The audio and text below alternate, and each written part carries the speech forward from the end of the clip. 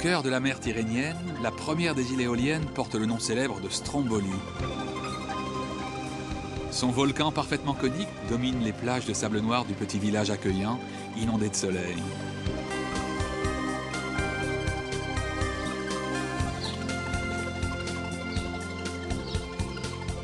Mais ces images de paix ne peuvent faire oublier que le Stromboli est encore un volcan actif. En 1930, une éruption incita un grand nombre des habitants à quitter l'île. L'éruption inspira aussi à Roberto Rossellini son plus beau film, Stromboli, où Ingrid Bergman est merveilleuse. Les fans de la grande actrice rendent visite à la maison où elle vécut le grand amour avec le réalisateur. Et le prénom d'Ingrid Bergman a été repris par plusieurs cafés de l'île. Pas de voiture dans l'île, juste des triporteurs et quelques scooters.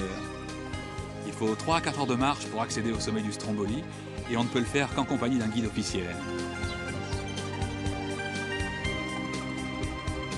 Le long de la Sciara del Fuoco, par où la coulée de lave descend jusqu'à la mer, on voit aussi bondir les roches volcaniques expulsées.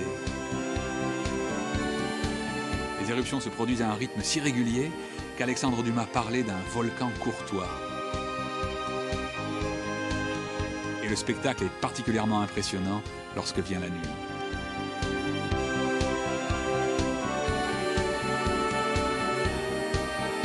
Au sud-ouest de Stromboli, on a du mal à imaginer que sur l'île de Basiluzzo, plutôt un rocher qu'une île, Antonioni a réalisé son très grand film L'Avventura, avec Monica Vitti et Léa Massari.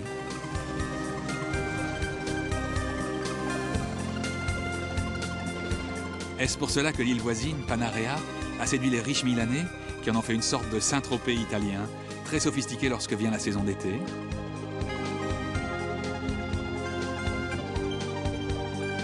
L'archipel des îles éoliennes comprend en tout 7 îles et quelques rochers. L'île de Salina, d'où l'on extrayait autrefois du sel pour conserver les capres et les poissons, est composée de 2 autres volcans.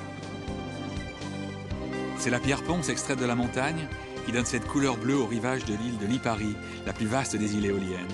Le castello de la petite ville a été bâti sur l'ancienne acropole grecque et romaine. Au large de falaises aux vives couleurs, d'autres faraglioni spectaculaires débordent la pointe sud-ouest de Lipari. En direction de l'île suivante, c'est son volcan au cratère parfaitement régulier qui lui a fait prendre tout simplement le nom de Vulcano. Voleur d'images, je suis un voleur d'images, j'ai dans mes souvenirs des chagrins, des plaisirs, des rêves, des désirs, des joies, des soupirs, mais je dois repartir. C'est une question de cadrage, je suis un voleur d'images.